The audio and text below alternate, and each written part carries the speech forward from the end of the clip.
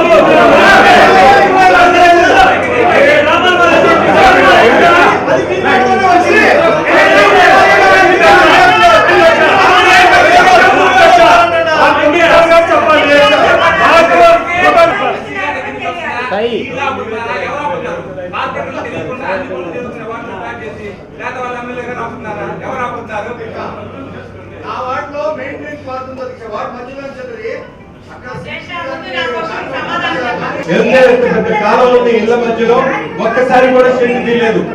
దాని బాధ్యత ఎవరిది?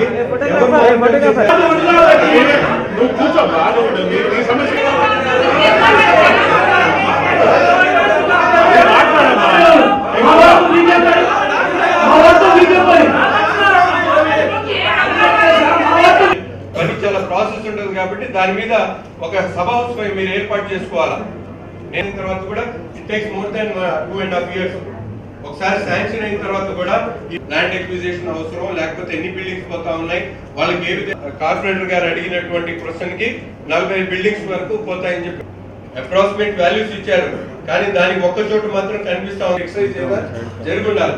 ఇప్పటి వరకు నాకు తెలిసి కార్పొరేషన్ అధికారుల దగ్గర ఆరోగ్యకి సంబంధించి ఎటువంటి ఎక్సైజ్ జరిగింది ఇలా ఇచ్చేదని చెప్తున్నాను. మీరు ముందుగా pre planning corporation engineering section కానీ మిగతా అధికారులు కానీ